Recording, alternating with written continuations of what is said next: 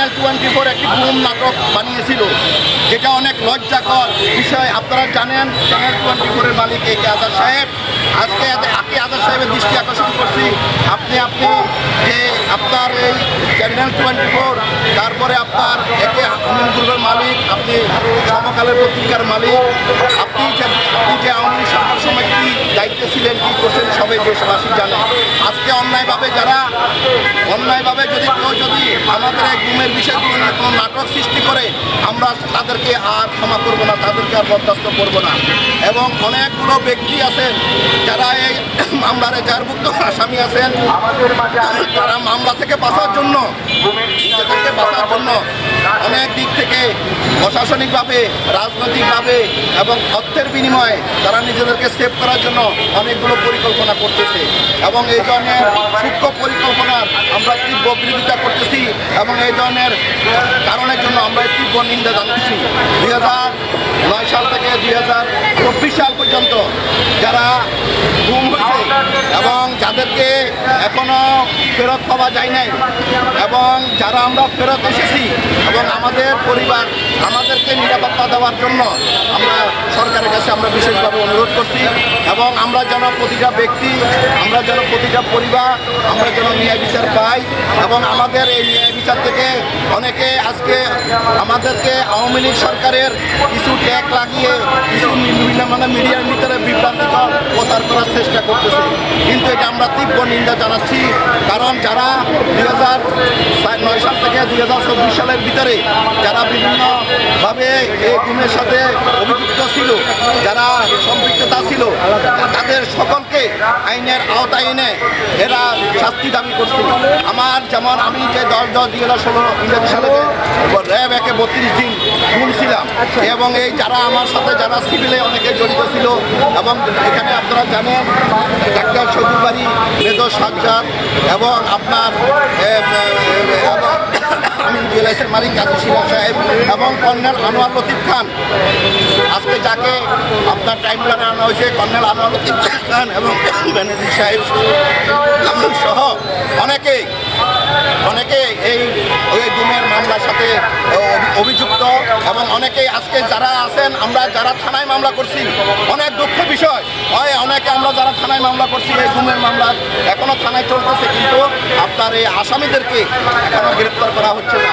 আসামিরা নির্বিচারে ঘুরে বেড়াচ্ছে, এবং এই ধরনের এই নীরবতার, এই প্রশাসনের নীরবতার কেন এই ধরনের প্রশাসনের নীরবতার প্রতি আমরা তীব্র নিন্দা জানাচ্ছি।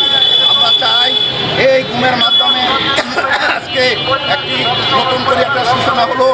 এই গুমের যারা অভিযুক্ত হয়েছে, এবং এইটার সাথে আপনারা জানেন একজন ব্যক্তি গুমের সাথে 70 থেকে 80 জন লোক জড়িত।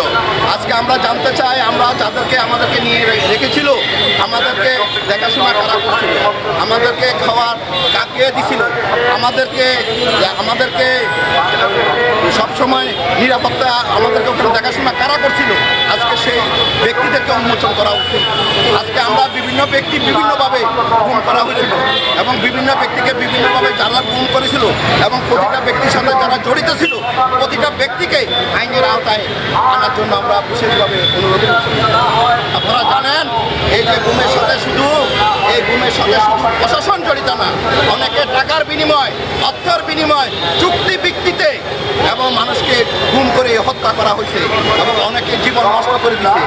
আপনারা শুধু প্রশাসনকে, অনেকে প্রশাসনে বিভিন্ন টাকার বিনিময়ে কাজ করছে এবং অর্থের বিনিময়ে কাজ করছে, প্রশাসন এবং অনেকে অর্থের বিনিময়ে কাজ করছে, টাকার বিনিময়ে কাজ করছে, এবং অর্থ এবং টাকার বিনিময়ে এই আমাদের বনরাগে কাজ করছে।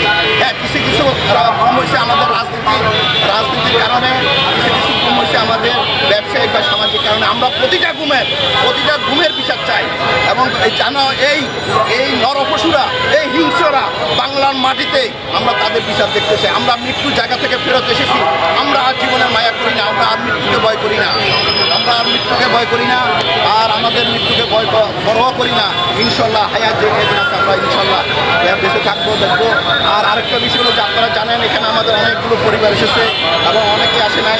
5ই আগস্টের পর থেকে বিভিন্ন ব্যক্তিগত বিভিন্ন দুয়ারে আমরা বিচারের জন্য ঘুরে বেড়াচ্ছি, এবং আমরা এখনো এর কোনো বিচার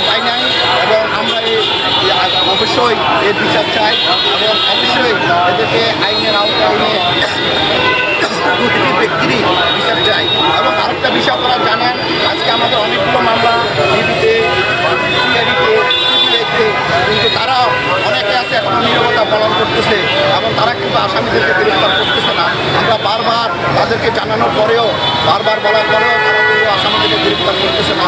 আমরা চাই প্রতিটা আসামিকে, যারা সিভিলিয়ান আছেন, পাবলিক আছে এবং যারা এই খুনের মামলার এজাহারভুক্ত আসামি, সকলকে যেন দ্রুত গ্রেফতার করা হোক এবং এই গ্রেফতার করে আমরা আমাদের প্রতিষ্ঠিত হোক, সেটাই আমরা চাচ্ছি। সকলকে আমরা ধন্যবাদ। আজকে আমাদের এখানে অনেকগুলো পরিবার গেছে, অনেকে আসতে পারে নাই।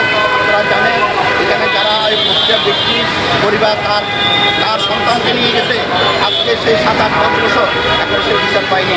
এই ধরনের আমাদের অনেকেই যারা আছে, এবং অনেকে স্বামী হারা, অনেকে সন্তান হারা, অনেকে ভাই হারা, অনেকে জীবন যুক্ত করে এ পর্যন্ত আমরা সংগ্রাম করে আসতেছি।